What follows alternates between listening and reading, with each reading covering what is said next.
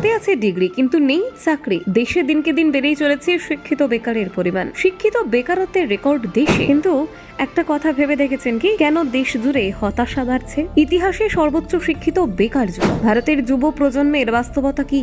চাকরি আছে অথচ শান্তি নেই।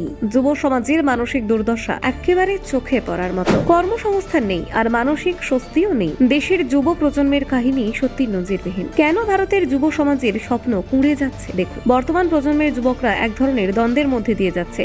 হাতে রয়েছে ডিগ্রি কিন্তু চাকরির অভাব, অথবা চাকরি থাকলেও সেই চাকরির মানসিক স্বস্তি দিতে পারছে না। এই পরিস্থিতি যুব সমাজের মধ্যে উদ্বেগ এবং অনিশ্চয়তার মেঘ সৃষ্টি করেছে। কেউ শিক্ষিত, কেউ অতি শিক্ষিত, কিন্তু কারোর ন্যূনতম জীবনমান পূরণ হচ্ছে না।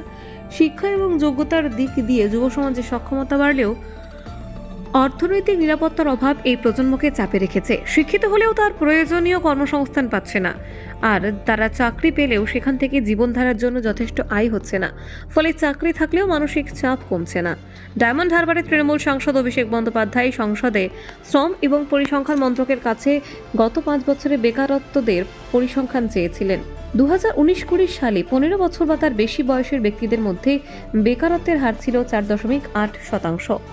পরবর্তী বছরগুলোতে এই হার সামান্য কমে 23-24 সালে দাঁড়ায় 3.2%। খাতায় কলমে এই বেকারত্বের হার কমলেও বাস্তবে যুব সমাজের বড় অংশের জীবনযাত্রার মান এখনো যথেষ্ট নয়।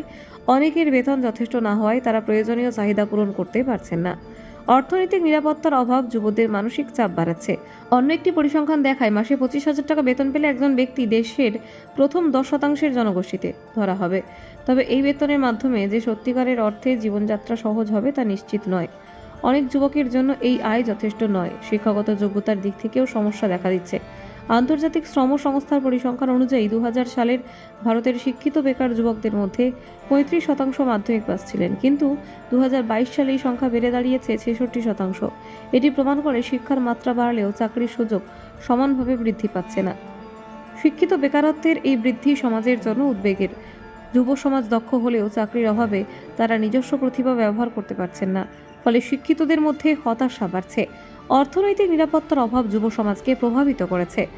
চাকরিপ্রাপ্ত যুবকরা দীর্ঘ সময় ধরে বেতন নিয়ে সন্তুষ্ট নয় এবং তাদের জীবনের মান উন্নত হচ্ছে না। এটি সামাজিক চাপ এবং মানসিক অবসাদের কারণ হয়ে দাঁড়াচ্ছে।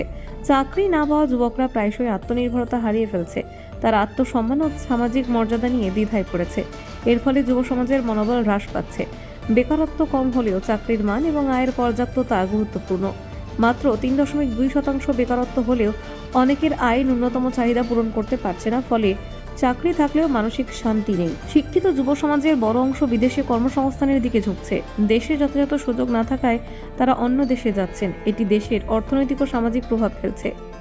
সরকার ও নীতি নির্ধারকদের জন্য এটি একটি চ্যালেঞ্জ। যুব সমাজের অর্থনৈতিক নিরাপত্তা নিশ্চিত করা এবং দক্ষতার যথাযথ ব্যবহার নিশ্চিত করা জরুরি। Bureau report, Bangla digital TV.